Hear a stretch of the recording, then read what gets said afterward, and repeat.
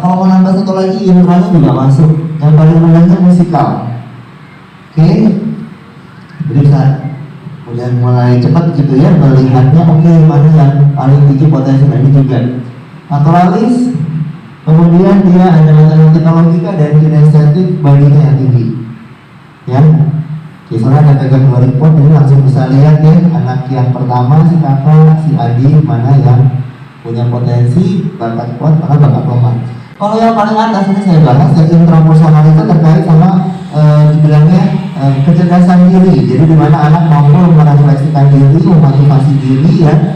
Nah itu biasanya anak-anak intrapersonal yang grafiknya tinggi. Nah biasanya itu banyak ditemukan seperti pendidik gitu ya. Terus kemudian ada juga yang jadi pemuka agama, motivator, trainer itu orang intrapersonalnya biasanya tinggi. Kemudian yang interpersonalnya tinggi yang nomor 2 itu dibilang kecerdasan sosial.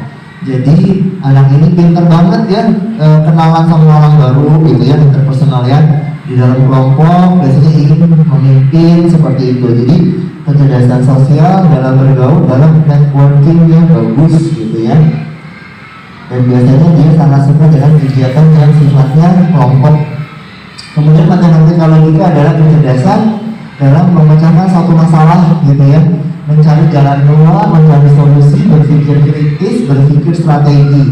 Kalau nilai matematika bagus itu bonus ya. Jadi bukan berarti kalau matematika logikanya tinggi nih nilainya harus 100 matematikanya gitu, nggak harus. Kalau nilainya memang bagus mencapai 90-100 itu bonus ya. Jadi bukan berarti kalau matematika logikanya terus tinggi matematika harus bagus, tidak juga, itu bonus.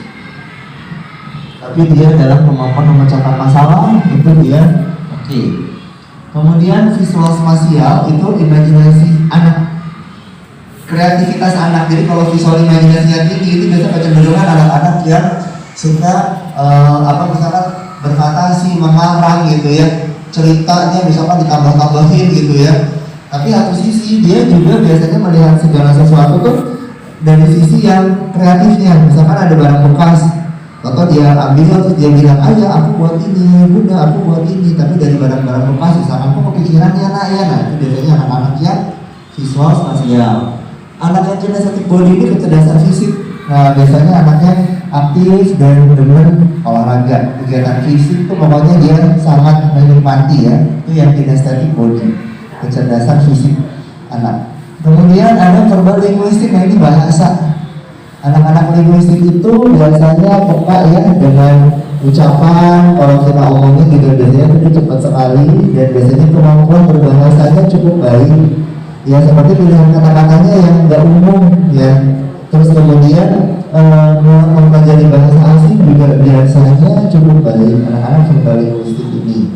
Jadi kalau ayah bunda punya verbal linguistik anaknya tinggi, itu jadi presenter aja bisa ya, jadi penulis buku aja bisa gitu ya. Kemudian yang berikutnya kecerdasan musikal. Ini sisi musikalitasnya berarti dia potensinya baik atau unggul, tapi bukan berarti harus jadi musisi penyanyi, enggak, bisa jadi main alat musik ya gitu, atau dia peka dengan intonasi nada juga bisa, itu yang musikal. Yang paling bawah kecerdasan naturalis atau kecerdasan alam. Nah di sini kalau dia tinggi berarti anak ini merespon kuat dengan lingkungan sekitar, dengan alam gitu ya. Diajak kegiatan outbound, outdoor dia suka, bisa senang binatang gitu ya, bisa memperhatikan alam sekitar, keingintahuannya tinggi akan satu hal yang berada di luar sana gitu ya, di alam. Oke, nah dari sini kita udah bisa lihat berarti ada 2, 3, mungkin yang 4 bahkan ya yang bakatnya tinggi tadi. Nah sekarang pertanyaannya ini kan potensi, ada yang udah kelihatan, mungkin ada yang belum kelihatan. Oh ternyata anakku kok punya bakat ini ya, naturalisnya kayaknya kok enggak gitu kelihatan misalkan. Berarti mungkin karena banyak sekali anak naturalis itu enggak begitu terlihat. Kenapa? Karena kemarin pengalaman 2 tahun belajar online ya, hybrid di rumah, jarang diekspos gitu kan ke alam. Akhirnya anaknya mager jadinya, jadi nggak mau kemana-mana misalkan, itu bisa saja. Jadi harus kita stimulasi lagi, kita asah lagi seperti itu.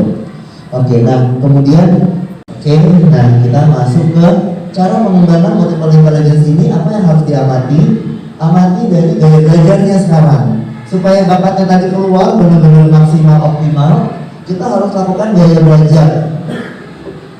Nah, gaya belajar itu ada 3 tipe: visual yang dilihat, auditori didengar, kinestetik yang dipraktekkan. Kayak apa anak saya belajarnya? Logika matematika bagus, tapi kok belum tentu kelihatan. Apakah mungkin dari cara mengajar pendekatannya itu belum tepat? Oke, kita perhatikan dulu cara membacanya. Pertama, di area segmen gaya belajar itu adalah gaya belajar efisien anak karena gaya alami anak yang kita ambil ya. Kita lihat grafik yang tinggi. Oke, karena kita masuk yang visual dulu ya. Yang grafiknya visual yang tinggi itu anaknya berapa? Nah, anak visual ini senang contoh, senang sama warna-warni. Kira-kira warna-warni apa ya? Bisa kita rubah. Ada yang suka pasang poster, ya, atau stiker, notifikasi. Nah, itu anak visual suka ya. Kemudian tampilan slide membantu, kata-katanya juga diperhatikan ayah bunda ya. Jadi kalau anak visual itu kalau kita bilang dengarkan, dengerin, ini udah berkali-kali, udah mau ratusan kali kok nggak dengerin, nggak nurut ya. Nah, kalau visual itu sebenarnya perhatikan ya nak, amati, lihat, bayangkan. Kata-kata ini harus lebih dominan dipakai ketimbang dengarkan. Kemudian kalau gurunya lagi ngomong, tetap kita bilang bukan dengerin guru ngomong, perhatikan bu gurunya ngomong apa. Perhatikan yang lagi ayah buat ya, kamu amati, kamu lihat nih cara buatnya, nah, lihat nih tuh, bisa dong ya, coba sekarang. Oke, pergunakan kata-kata yang mengandung unsur visual, ini akan lebih mudah. Dan gunakan metode mind mapping, ini untuk anak-anak yang agak kesulitan menghafal. Pakai metode mind mapping untuk TKB atau kelas 1 itu bagus banget ya untuk menghafal. Jadi bukan hanya rangkuman kata-kata, tapi pakai gambar. Mind mapping, silahkan ayah bunda bisa browsing, ada tekniknya, metodenya, bukunya juga ada ya, mind mapping method untuk anak-anak carinya ya. Oke, nah jadi dia visual itu kembali lagi dia mencontoh. Jadi kita pun misalkan ayah nak kamu belajar duduk diam, kitanya contoh megang remote nonton apa Netflix, gonta ganti yang ada dia di sebelah kita, ayah aku mau ikut, bunda aku juga mau nonton dong gitu. Jadi bukan belajar itu gimana sih, bukan belajar karena visual itu memang sangat contoh niru. Kemudian yang selanjutnya, kalau ada auditori, nah ini dia, anak auditori itu biasanya peka dalam ucapan, berbahasanya baik dan benar, senang dibacakan sekalipun udah bisa baca. Dia lingkungannya atau kondisi harus hening, suka dikeraskan suaranya ya saat dia belajar, dan itu penurut ya. Jadi kita mau dengerin ya, nah itu cepat langsung dia kerjakan biasanya. Jadi kalau punya anak auditori itu memang berasa kayak ya, misalkan punya saudara satu visual misalkan, itu berasa sekali ya bunda yang auditori itu kenapa cepat ya, diomongin sekali 2 kali kok ada yang ngomong cepat ya, kamu kenapa berkali-kali nggak bisa sih diomongin. Nah jangan-jangan si kakak bukan tipe auditori. Nah itu manjur ya, kita bilang dengarkan, nah ini cepat banget ya. Oke, jadi suasananya harus hening. Jadi kita lagi belajar, tahu-tahu bunda nih lagi buat apa nih, lagi ngebungkus kado berisik, butik petrak itu, bunda ini berisik banget sih gitu. Bunda nggak ngomong kok berisik, iya tapi itu bisa berisik untuk anak auditori. Jadi dia pada suasana yang kondusif ya, itu dia si tipe-tipe auditori. Tapi dia kok kalau orang ngomong apa dia tahu. Jadi kalau anaknya auditori, orang tua harus hati-hati kalau ngobrol dengan anak. Kadang-kadang pembicaraan dewasa pun dia bisa dengar ya. Jadi ada plus minus ya, semua tipe tuh dari yang paling ideal.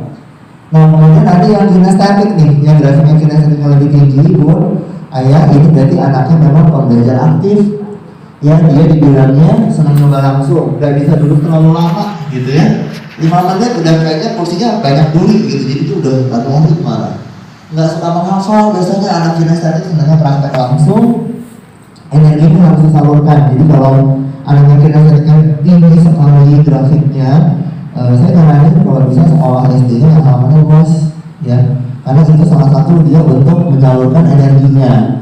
Jadi ada klien kami juga anaknya sangat kinestetik, itu sekolahnya itu karena luas, jadi dia kadang-kadang lari-lari sendiri gitu ya, atau main sama temannya, pokoknya kayak yang harus keringetan banget dan itu dan harus bersendirian gitu, kebayang yang untuk nyalurin energinya saja. Jadi si kinestetik itu memang tipe belajar aktif, cuma hati-hati kita nggak bisa ngecap anak aktif itu hiperaktif. Ini kalau kita bilang, ya hiperaktif banget sih, hati-hati, karena hiperaktif itu kelainan, bukan sesuatu yang biasa. Jadi kalau kita hiperaktif, hati-hati, harus ada diagnosa dari psikolog klinis atau dari psikiater. Jadi jangan ke psikiater itu udah ngasih obat. harus ada diagnosa bahwa emang anak ada sesuatu yang harus diterapi. Baru tuh kadang-kadang hiperaktif banget sih, hati-hati. Kalau orang tua ngomong kan juga apa? Doa ya. Jadi kemungkinan nanti anaknya saja gitu, nggak bisa diam. Kata-katanya juga, nah ada lagi dia ciri khasnya. Cobain lah, praktekin apa sama-sama. Ayah ini kok susah banget sih, aku kayaknya nggak bisa deh. Bahkan mau dicobain lah, lu coba dulu yuk gitu. Jadi kalau anak-anak kinesetik itu ada bilang susah duluan, kayaknya begini ribet nih ya, kan belum dicobain lah, kan belum dilakukan. Jadi kita kerja dulu sama-sama ya. Gitu. Jadi si kinesetik tuh memang tiba-tiba yang semua eksplor ya. Jadi anak kinesetik belajar dari kamar, pindah ke ruang tamu, ntar ruang makan, kita balik lagi ke kamar, terus akhirnya nonton lagi. Jadi dia punya gaya dia yang senyamannya karena fisiknya dia harus disalurkan energi fisiknya itu. Oke, jadi kalau misalkan bunda punya anak atau visual atau kinestetik gitu ya, atau kombinasi, nah apalagi nanti ada yang auditory, nah itu menarik sekali ya, karena kita bisa tahu masuknya bagaimana. Sekarang kita udah lihat ada anak yang tadi dia dari lihat, dia dari dengar, dia dari praktek. Sekarang kita udah mempraktekkan. Nah, apalagi yang perlu kita ketahui karakter belajarnya juga nih. Jadi dalam hal apa sih memotivasinya? Kita harus tahu ada 3 tipe, ada afektif, ya. Nah, yang di checklist afektif ada bunda, jadi sama ayah kalau anaknya afektif itu lebih banyak main perasaan. Makanya perhatikan moodnya kalau lagi belajar, oke, dia itu nggak maksimal dalam kondisi tertekan. Ayo nak, pokoknya kerjaan ini udah telat, kamu harus bisa. Jadi dia malah nggak maksimal ya. Pendampingannya kayak teman. Ayo, mana yang belum bisa nak, coba diulang lagi. Ini kan rumusnya yang ini, lupa yang kayak ini. Nah, coba itu kalau kita kasih dia pressure, ayo, pokoknya harus bisa. Ini aja nggak bisa, gampang gimana sih kamu gitu aja, susah banget ya. Nah itu nggak masuk lah ya, afektif ya. Nyaman dan harus happy. Kalau belajar kadang-kadang anak mood ini tengah jalan tuh suka toto bete gitu ya, toto kok nggak mau lanjut ya. Nah memang kita harus stop dulu, break dulu 10-15 menit, lakukan kegiatan yang membuat dia suka dulu gitu ya, dia senang, baru mulai lagi. Udah tahu udah senang nggak, kerja lagi, udah soal lagi gitu. Yuk, jadi emang harus diambil hatinya ya. Jadi kalau punya anak afektif itu ambil hatinya, oke, kuncinya di situ, baru dia akan follow kita. Kemudian ada yang tipenya kognitif. Nah, yang kognitif ini pakai logika. Jadi dia biasanya ngejar tujuan. Aku kalau hafal surat ini dapatnya apa ini? Gitu. Aku kalau bisa ini apa? Jadi dia nanya gitu ya. Kira-kira menguntungkan untuk dirinya itu apa? Realistis ya. Harus ada alasan yang kuat. Kita lawan dia. Nggak bisa yang lain. Kita nggak boleh kamu kesana. Pokoknya awas ya kesana ini kenapa? Nah itu harus ada alasan yang kuat. Jadi begitu kita nggak bisa kasih alasan yang benar, dia akan terus nyecer biasanya. Ya. Dan biasanya kompetitif, temen pun menjadikan kompetisi biasanya sama dia.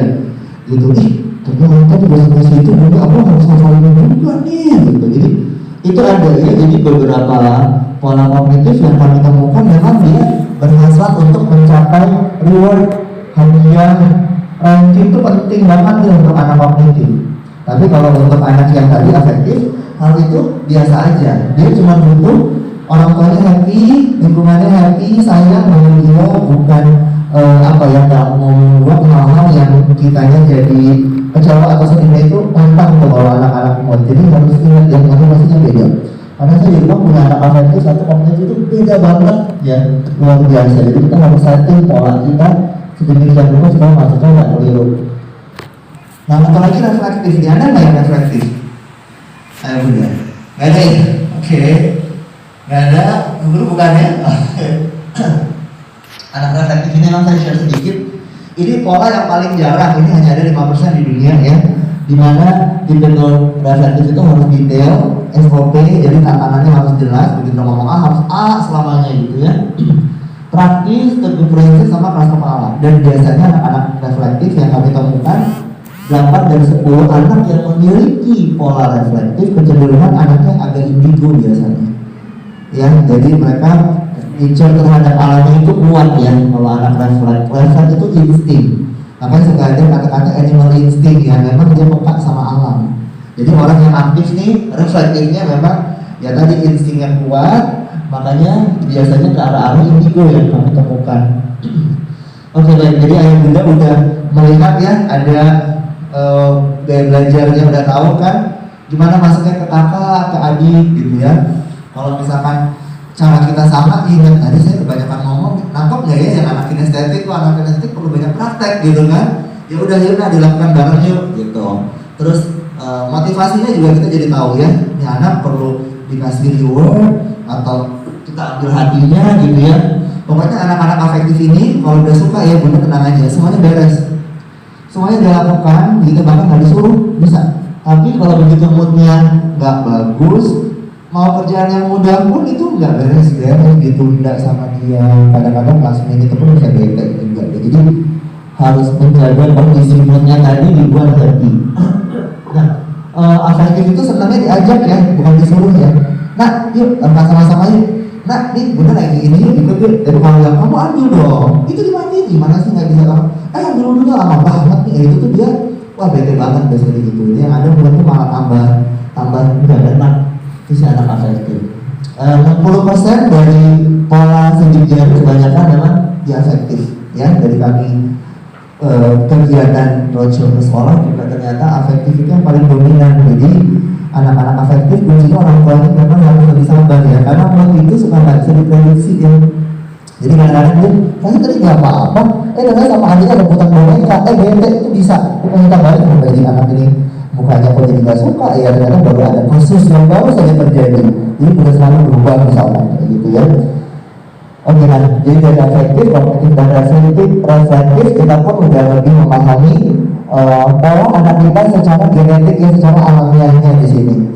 Karena ini nggak berpengaruh lingkungan, jadi ayah bunda kalau memang anaknya sekarang kognitif gitu ya, nggak mungkin kita cek lagi 10 tahun lagi jadi afektif gitu, enggak ya, karena kamu udah bawaan sebenarnya. Tapi memang hasil yang ayah bunda pegang ini adalah terkait atau tercatat psikologi pendidikannya saja ya. Oke, nah kita balik dulu ada tentang kejurusan di laporan ayah sama bunda. Nah kalau yang ini memang kita baru keluarkan sekitar tahun terakhir. Jadi ada 10 penjurusan secara global aja ya, jadi tidak mendetail. Ada 2 infografik yang kita amati ya, yang tingginya ya, atau bahkan ada yang 4 ya. Oke, kita bisa lihat tuh ada yang hukum, fisik, sastra, komputer, arsitek gitu ya, ekonomi misalkan di situ. Nah itu ayah bunda silakan amati. Itu bisa jadi saat anaknya misalkan misalkan kedokteran nih, terus juga ada teknik, ternyata juga ada hukum, ternyata dia minatnya lebih ke sosial. Nah berarti ada bidang hukumnya kayak gitu ya. Tahu-tahu anaknya ada fisik, udah gitu ada arsitek, ada MIPA, ternyata senangnya sains, ya udah berarti kita fokusnya di arah MIPA dan misalkan apa tadi komputernya kayak gitu. Ya jadi tetap dilihat minatnya, tapi ini gambaran secara globalnya dari potensinya ya bunda ya.